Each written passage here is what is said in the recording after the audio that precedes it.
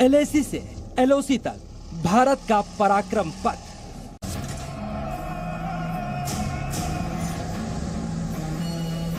दोनों मोर्चों पर चुनौती से निपटने की तैयारी।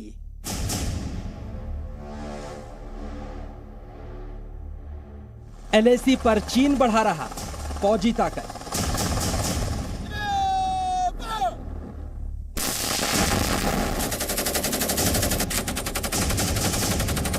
चालबाज चीन को जवाब देने के लिए तैयार है सेना।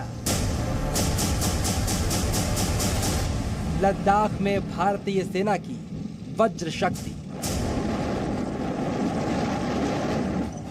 गलवान को भूलना चीन को पड़ेगा महंगा।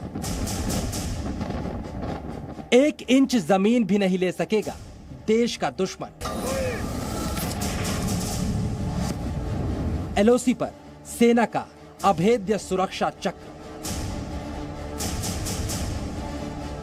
आतंकियों का कंधा पाकिस्तान की बंदूक। सीज फायर तोड़कर पाकिस्तान ने दिखाया असली रंग। कायर पाकिस्तान की हर साजिश होगी नाकाम। शत्रु की गोली का जवाब गोले से देगा हिंदुस्तान।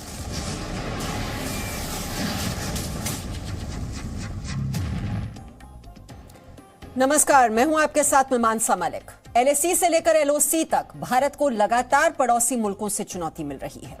चीन और पाकिस्तान एक साथ मिलकर भारत को चुनौती दे रहे हैं, लेकिन भारतीय सेना दोनों मोर्चों पर सीमा की सुरक्षा के लिए हर पल तैयार है।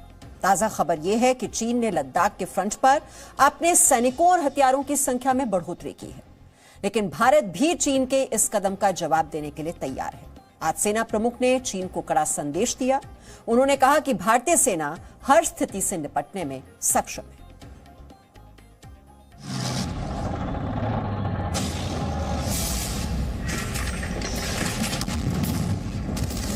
The troops that are needed to counter any threat. Quite well poised to meet any eventuality. दुनिया की कोई भी ताकत भारत की 1 इंच जमीन को कब्जा करने की कोशिश करेगी, हमारी सेना के जवान उसका मुंह तोड़ जवाब देंगे। ये रक्षा का संकल्प है, ये पराक्रम की प्रतिज्ञा है, ये शौर्य की शपथ है कि अगर हिंद की सरहदों पर किसी ने बुरी नजर डाली तो उसे सबक सिखाने के लिए सेना पूरी तरह तैयार है। दुश्मन चाहे उत्तरी सीमा की तरफ चाल चले या पश्चिमी सरहदों पर साजिश रचे, ईंट का जवाब पत्थर से देने के लिए भारतीय सेना 24 घंटे मुस्तैद है। भारत इस वक्त 2 मोर्चों पर पड़ोसी देशों के कुचक्र का सामना कर रहा है। LAC पर चीन की चुनौती है। विस्तारवादी और आक्रामक चीन की सेना बार बार पिटने पर भी बाज नहीं आती है। दूसरी तरफ LOC पर पाकिस्तान में इतनी हिम्मत नहीं है कि वह भारत को सीधा चैलेंज कर सके, लेकिन वो आतंकवाद की आड़ में भारत के साथ प्रॉक्सी वॉर करता रहता है। सेना अध्यक्ष जनरल MM नरवणे ने LAC से लेकर LOC तक बॉर्डर के मौजूदा हालात को लेकर शक्ति संदेश दिया। सेना प्रमुख लद्दाख दौरे पर लेह पहुंचे। उन्होंने कहा कि चीन ने वास्तविक नियंत्रण रेखा पर अपनी सैन्य तैयारियों को बढ़ा दिया है, लेकिन भारत भी चीन को उसी की भाषा में जवाब देने के लिए तैयार है। The Chinese have deployed in considerable numbers all across eastern Ladakh, and not only in eastern Ladakh but all across the northern front, right up to our eastern command also. So definitely there has been an increase in their deployment in the forward areas, which remains of course a matter of concern for us. But we are regularly monitoring all their movements, and based on whatever inputs we get, we are also carrying out matching developments both in infrastructure as well in terms of the troops that are needed to counter any threat. So we are, I think, at the moment quite well poised to meet any eventuality. सेना प्रमुख ने 2 टूक शब्दों में चीन की सैन्य रणनीति को लेकर कड़ा संदेश दिया। जनरल MM नरवणे ने 5 बड़ी बातें कही, उसे समझ लेना जरूरी है। पहली बात, चीन ने पूर्वी लद्दाख में भारी संख्या में सैनिकों को तैनात किया है। दूसरी बात, उत्तरी मोर्चे पर भी चीन ने तैनाती बढ़ाई है। तीसरी बात, एलएसी पर चीन की गतिविधियां चिंता का विषय है। चौथी बात, भारतीय सेना भी चीन के मुकाबले के लिए तैनाती कर रही है। सैन्य इंफ्रास्ट्रक्चर को और मजबूत किया जा रहा है। और पांचवी बात, भारतीय सेना हर चुनौती से निपटने की क्षमता रखती है। यानी सेना प्रमुख ने ये स्पष्ट कर दिया कि भारत एलएसी पर चीन की सेना की हर हलचल पर नजर बनाए हुए है और चीन को सटीक जवाब देने के लिए हर मुमकिन तैयारी कर ली गई है। लेकिन इसके साथ ही जनरल नरवणे ने एलएसी पर शांति की उम्मीद भी जताई है। भारत की नीति रही है कि वह दोस्ती और दुश्मनी दोनों को बखूबी निभाना जानता है। हिंदुस्तान अपने पड़ोसी देशों के साथ शांति का हमेशा पक्षधर रहा है, फिर चाहे वह चीन हो या फिर पाकिस्तान। सेना प्रमुख ने कहा कि एलएसी पर हालात को बेहतर बनाने के लिए चीन के साथ अगले दौर की बातचीत की जाएगी। The last 6 months or so has been quite normal. As you're aware, the talks have been going on for more than a year now. We had the 12th round of talks last month, and we are hopeful to have the 13th round of talks very soon, perhaps as soon as next week, that is the second week of October. We are confident that as we discuss things with each other, and we will be able to reach consensus on how this disengagement is to take place. And by all the friction points will get resolved. Even when the talks had started, people were doubtful whether talks would resolve anything. But I'm of the firm opinion that we can resolve our differences through dialogue, and that is what has happened over the last few months. So I'm very hopeful that we will be able to achieve some results. शुक्रवार को रक्षा मंत्री राजनाथ सिंह ने भी नाम लिए बिना चीन को कड़ी चेतावनी दी थी। रक्षा मंत्री ने कहा था कि भारत की 1 इंच जमीन भी कोई नहीं ले सकता। दुनिया के किसी देश पर न तो हमने कभी आक्रमण किया है और न दुनिया के किसी देश की 1 इंच जमीन पर हमने कब्जा किया है, लेकिन भारत का रक्षा मंत्री होने के नाते आपको यकीन दिलाकर जाना चाहता हूं, लेकिन यदि दुनिया की कोई भी ताकत भारत की 1 इंच जमीन को कब्जा करने की कोशिश करेगी, हमारे सेना के जवान उसका मुंह तोड़ जवाब देंगे। भारत को विजय हासिल होगी, यह मैं आपको विश्वास दिलाकर जाना चाहता हूं। रक्षा मंत्री ने चीन का नाम लिए बिना उसे गलवान की याद दिलाई, जब भारतीय सेना के साथ झड़प में चीन की सेना के 40 से ज्यादा जवान मारे गए थे। ये बात अलग है कि चीन ने अब तक गलवान की पराजय को कबूल नहीं किया। भारत और चाइना की सीमा पर हमारे देश के सेना के जवानों ने 2020 में बहनों भाइयों गलवान घाटी में अपने सैनिक धर्म का पालन किया था। ऐसे भारत के जवानों का भी अभिनंदन किया जाना चाहिए। यानी 24 घंटे के अंदर भारत की ओर से चीन को 2 बार सख्त संदेश दिए गए। पहले रक्षा मंत्री राजनाथ सिंह और फिर सेना प्रमुख नरवणे ने कहा कि भारतीय सेना देश के सम्मान और स्वाभिमान की रक्षा के लिए हर पल तैयार है। शी जिनपिंग और उनकी सेना इस बात को जितनी गहराई से समझ ले उतना ही बेहतर होगा। भारत ने यह जता दिया है कि वह चीन के साथ एलएसी पर शांति चाहता है। अब यह चीन पर निर्भर है कि उसे शांति पसंद है या फिर युद्ध। लेकिन चीन ने गलवान जैसा दुस्साहस यदि फिर से करने की कोशिश की तो भारतीय सेना उसे ऐसा सबक सिखाएगी जिसको चीन कभी भूल नहीं पाएगा। ब्रह्म प्रकाश दुबे, जी मीडिया, दिल्ली। लद्दाख में अगर चीन अपनी फौजी ताकत बढ़ा रहा है तो ईंट का जवाब पत्थर से देने के लिए इंडियन आर्मी ने अपने वज्र को एलएसी पर उतार दिया है। K9 वज्र एक अत्याधुनिक सेल्फ प्रोपेल्ड आर्टिलरी है जिसमें टैंक और दोनों की खूबियां हैं। लद्दाख में सेना ने K9 वज्र का ट्रायल किया जिसके बहुत ही अच्छे नतीजे मिले।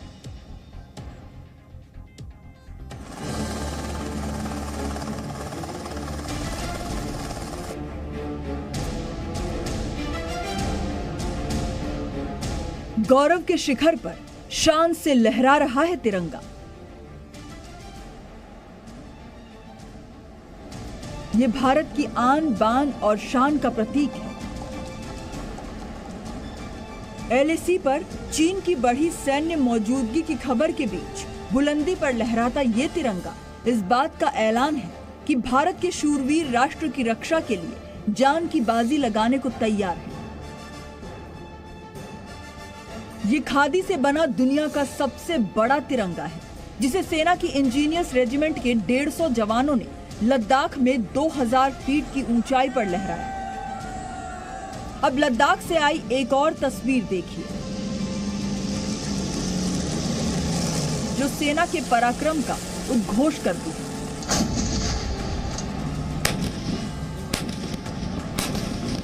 ये है सेना की परम शक्तिशाली वज्र तोप, जिसे लद्दाख में चीन के मोर्चे पर तैनात किया गया है। K9 वज्र सेना की अत्याधुनिक सेल्फ प्रोपेल्ड आर्टिलरी है, जिसे LAC पर सेना की फायरिंग पावर को बढ़ाने के लिए तैनात किया गया है। ये अपने नाम की तरह ही शत्रुओं पर ऐसा वज्रपात करता है कि उसके नापाक इरादे धूल में मिल जाते हैं। K9 वज्र में तोपखाने की मारक क्षमता और टैंक की अपार शक्ति का संगम है, इसीलिए इसके नाम से ही देश के दुश्मन थर्राते हैं। युद्ध के मैदान में टैंक और तोपखाना, ये दोनों थल सेना के सबसे भरोसेमंद और आक्रामक हथियार होते हैं। लेकिन इन दोनों की अपनी शक्ति है तो सीमाएं भी हैं। आमतौर पर टैंक सुरक्षित रहते हुए तेजी से हमला करने की ताकत देता है, लेकिन इसकी रेंज करीब 5 किलोमीटर तक होती है।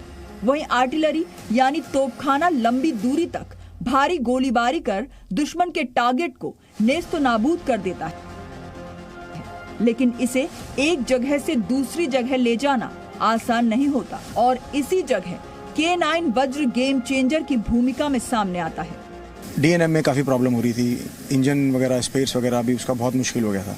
एंड टेक्नोलॉजी के एडवांसमेंट्स के साथ साथ हमें भी ज़रूरत थी कि हम भी अपने आप को चेंज करें।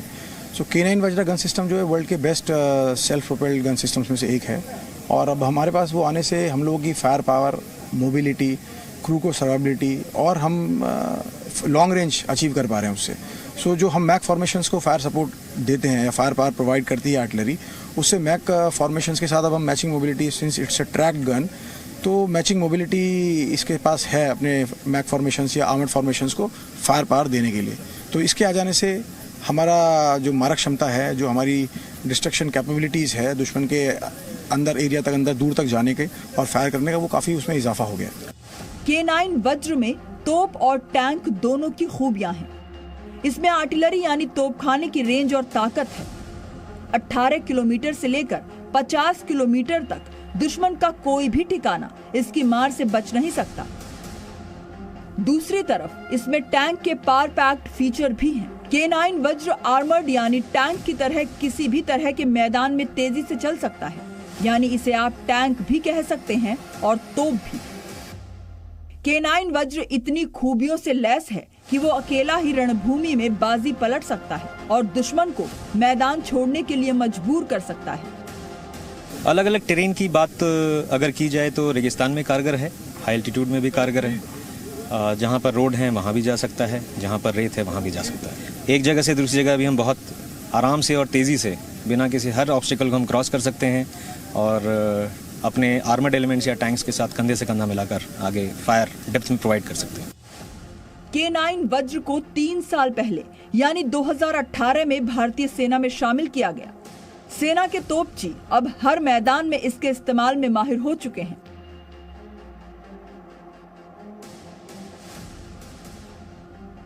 K9 वज्र में लेटेस्ट डिफेंस टेक्नोलॉजी का इस्तेमाल किया गया है। ये मैदान में 67 किलोमीटर प्रति घंटे की रफ्तार से चल सकता है, यानी दुश्मन के ठिकानों तक पहुंचने में ज्यादा वक्त नहीं लेता। K9 वज्र के क्रू में 5 सैनिक होते हैं जो पूरी तरह सुरक्षित रहते हैं। दुश्मन सेना की गोलीबारी उनका कुछ नहीं बिगाड़ सकती, फायरिंग ही नहीं, बायोलॉजिकल और केमिकल अटैक भी K9 वज्र में बैठे सैनिकों पर असर नहीं कर सकता।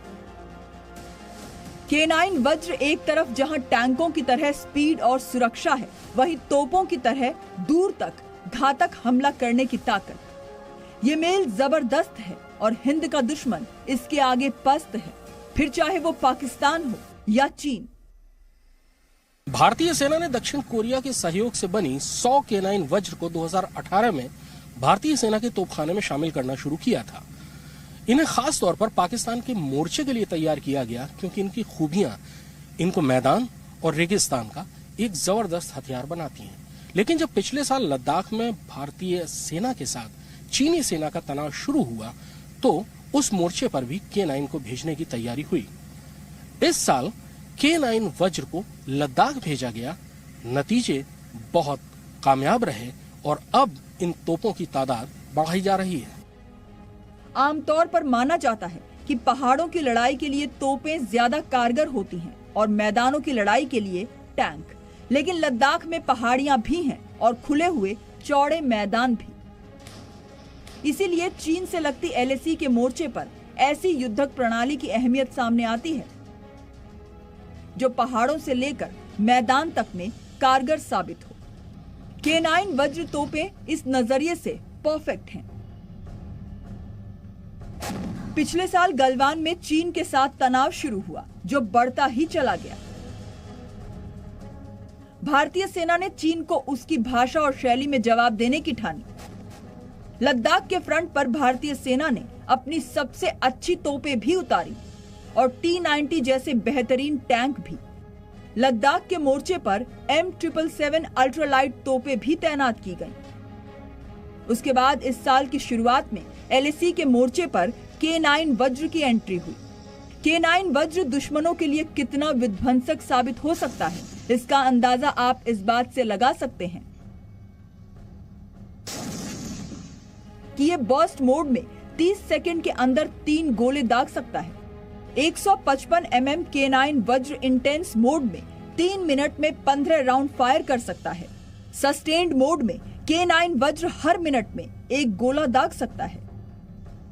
लद्दाख में हाई ऑल्टीट्यूड पर खुले और चौड़े मैदान हैं और इस तरह के हालात में K9 वज्र की फायरिंग रेंज बहुत असरदार साबित हो सकती है। सीधे शब्दों में कहा जाए तो युद्ध की नौबत आने पर K9 वज्र LAC पर चीन के अंदर 50 किलोमीटर तक किसी भी ठिकाने को निशाना बना सकता है। यानी अगर चीन ने भारत पर एक और युद्ध थोपने की गलती की तो हिंद की सेना के वज्र प्रहार से उसका गुरु चूर चूर हो जाएगा। कृष्ण मोहन मिश्रा के साथ ब्यूरो रिपोर्ट, जी मीडिया। वैसे चीन का ट्रैक रिकॉर्ड रहा है कि वो खुद LAC पर उकसावे की कार्रवाई करता है, लेकिन वो दोष भारत पर मढ़ने की कोशिश करता है। लेकिन अब भारत भी चीन को उसी की भाषा में जवाब दे रहा है। भारत की नीति साफ है कि वो किसी देश की सरहद पार नहीं करेगा, लेकिन अपनी जमीन का 1 इंच भी किसी दूसरे को नहीं देगा।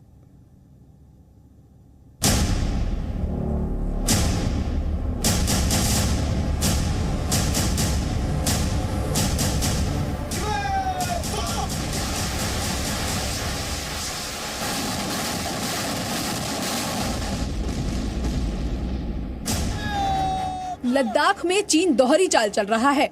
एक तरफ चीन LAC पर डिसएंगेजमेंट यानी सेनाओं की वापसी के नाम पर शांति की बात कर रहा है, तो दूसरी तरफ वास्तविक नियंत्रण रेखा पर अपनी सैन्य तैयारियों को बढ़ाता जा रहा है। चीन लगातार LAC पर आक्रामक रवैया अपनाता आया है, लेकिन अब भारत भी चीन को ठोस और कारगर जवाब दे रहा है।